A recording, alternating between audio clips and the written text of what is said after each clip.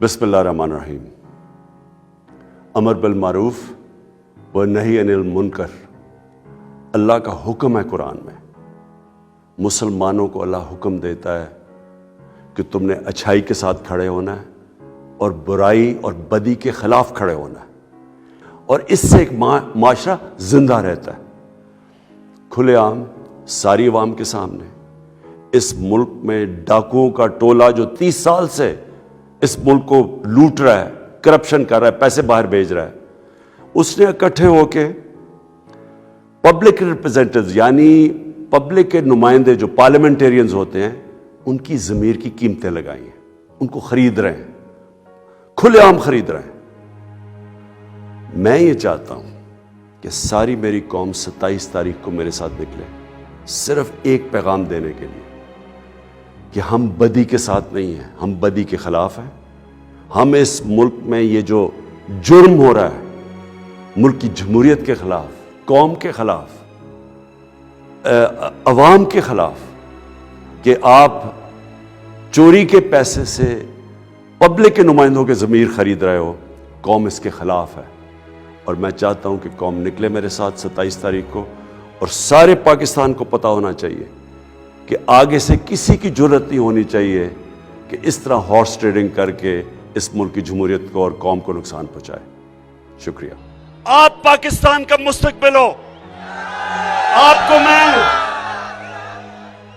आपको मैं अपने तजर्बे से मैं ये सिखाना चाहता हूं कि सही रास्ता कौन सा है, आपकी अजमत का रास्ता कौन सा है और आपकी तबाही का रास्ता कौन सा है। नौजवानों, जब आप नमाज पढ़ते हैं, आप जब अल्लाह के सामने 5 वक्त दिन में झुकते हैं, तो क्या मांगते हैं? क्या मांगते हैं अल्लाह से? सिर्फ एक चीज मांगते हैं नौजवानों, अल्लाह से आप मांगते हैं कि अल्लाह उस रास्ते पे लगा जिसमें तूने नेमतें बख्शी, उस रास्ते पे ना लगा जो तबाही और बर्बादी का रास्ता है। 2 रास्ते हैं आपके सामने। नौजवानों, सारा वक्त याद रखना कि हमेशा आपके सामने 2 रास्ते आएंगे। ये जो लोग हैं, अभी जो साले मोहम्मद ने बात की, इसके जमीर को खरीदने के लिए 20 या 25 करोड़ रुपए इसके सामने रखे गए। रेट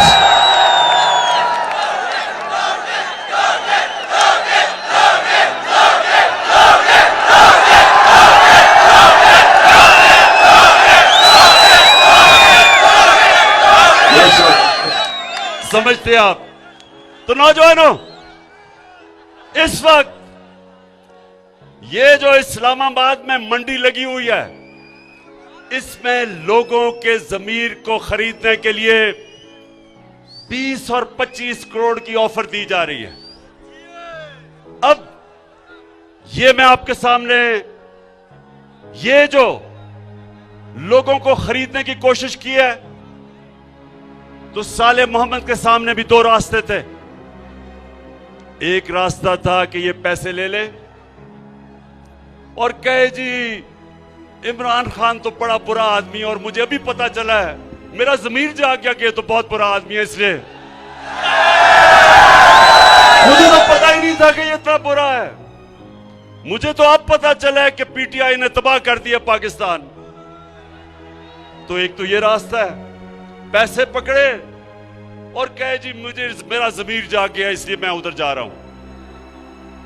एक दूसरा रास्ता है, वो दूसरा रास्ता नौजवानों मुश्किल रास्ता है, लेकिन वो आपके नबी सल्लल्लाहु अलैहि वसल्लम का रास्ता है। आपके नबी का रास्ता आसान नहीं था, हर किस्म की मुश्किलें अल्लाह ने उनको पर डाली। अल्लाह के हबीब थे, सबसे ज्यादा इंसान जिससे अल्लाह प्यार करता था वो हमारे नबी सल्लल्लाहु अलैहि वसल्लम थे। उनका आसान रास्ता नहीं था। जो सच और हक का रास्ता नौजवानों वो आसान नहीं होता, मुश्किल होता है। सारा वक्त ये चूहे मिलके आपको बुरा भला कहते हैं, गालियां निकालते हैं, जमा होके डराते हैं, ब्लैकमेल करते हैं। लेकिन नौजवानों, इंसान की अजमत का रास्ता ही मुश्किल रास्ता है। आसान रास्ता जो हम समझते हैं कि जी 20 करोड़ रुपया पकड़ लिया और हमारी जिंदगी आसान हो जाएगी। नौजवानों, अल्लाह ने कुरान में 3 चीजें वाज़ेह लिखी हुई हैं कि जितना पैसा आप जिंदगी में बनाएंगे वो अल्लाह के हाथ में है, कोशिश इंसान के हाथ में है, लेकिन कितनी आपकी रिस्क होगी वो अल्लाह के हाथ में है। दूसरा कि इज्जत अल्लाह के हाथ में है, जिल्लत अल्लाह के हाथ में है। ये जो लोग समझते हैं कि आपको बुरा भला कह के आपको इंसान जलील कर सकता है, कोई इंसान को जलील नहीं कर सकता, क्योंकि इज्जत अल्लाह ने अपने हाथ में रखी हुई है। और जिंदगी मौत, सबसे ज्यादा इंसान को खौफ मौत का होता है। अल्लाह ने इंसान को आजाद कर दिया है। वो कहता है कि किस टाइम पे तुम दुनिया से जाओगे ये अल्लाह ने अपने हाथ पे रखा है, इसलिए अल्लाह ने आपको आजाद कर दिया है। कुरान में वो कहता है कि जो लोग ईमान ले आए मैं उनके खौफ दूर कर देता हूं। एक बुज़दिल आदमी वो होता है जिसमें ईमान नहीं होता। ईमान वाले की निशानी होती है उसकी कोई कीमत नहीं होती, उसके ज़मीर को कोई खरीद नहीं सकता, उसको कोई डरा नहीं सकता। अच्छा, अब नौजवानों आप सुने। पहले तो मैं सिर्फ आपको यह बता दूं कि ये मेरा ईमान है, ये पॉलिटिक्स नहीं है, ये वोट लेने की कोशिश नहीं है।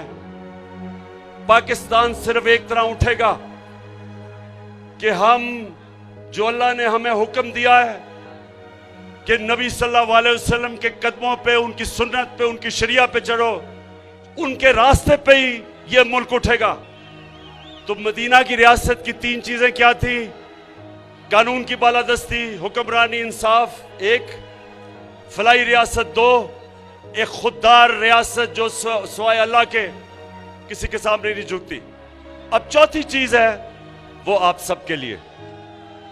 चौथी चीज ये है कि 3 तो रियासत की जिम्मेदारी है, एक आपकी जिम्मेदारी है, और वो है अमर बिल मारूफ।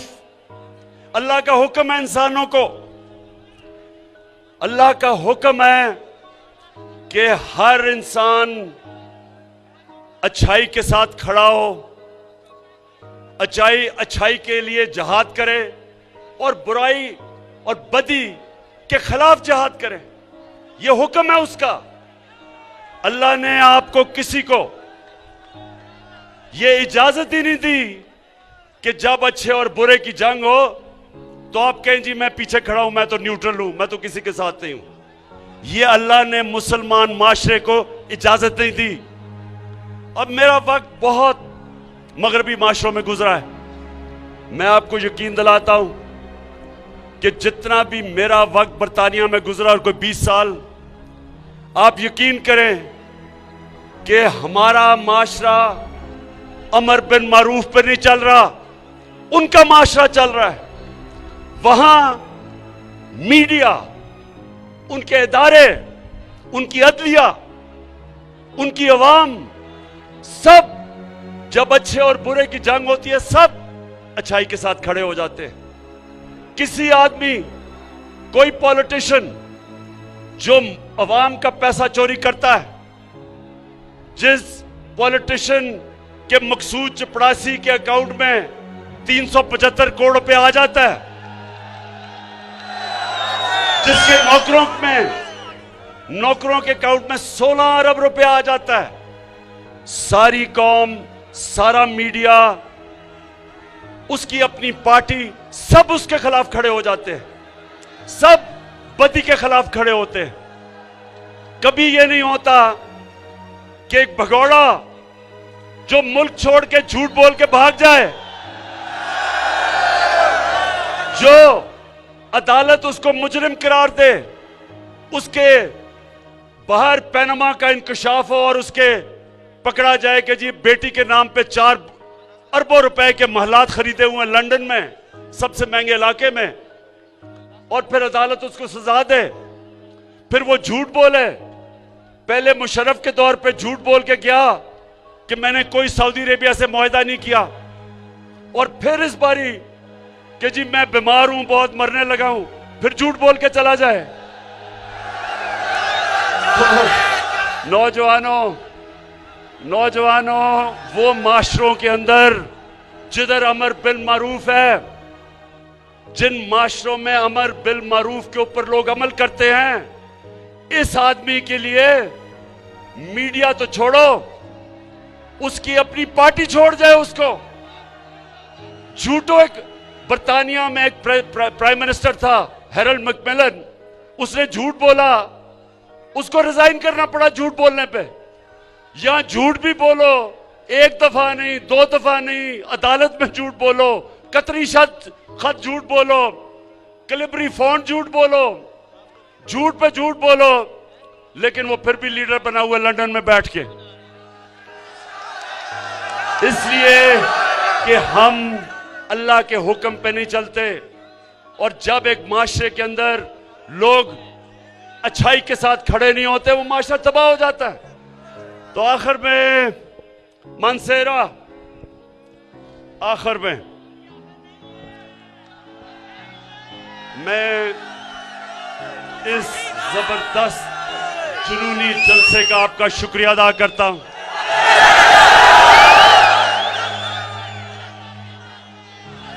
मैं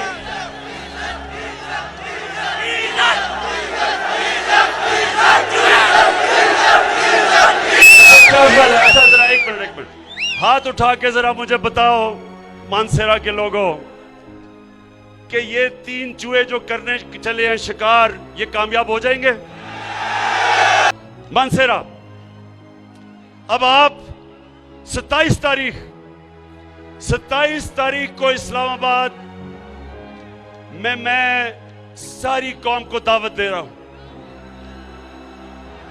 और कौम को मैं क्या कह रहा हूं कि मैं अपनी कौम को यह कह रहा हूं कि हमारे नौजवानों के लिए,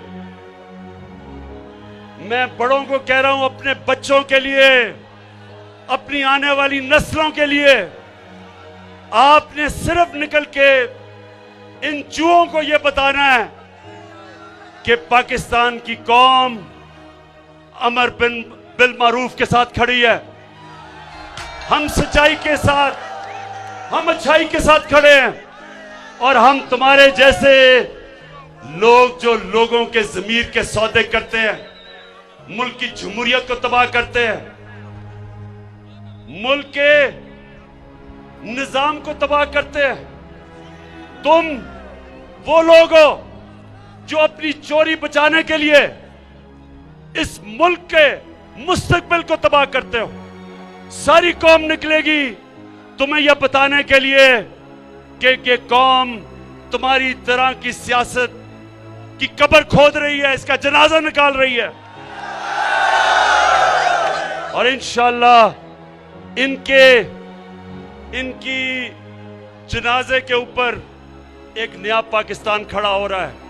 वो पाकिस्तान जिसकी वजह से यह मुल्क बना था, जिसकी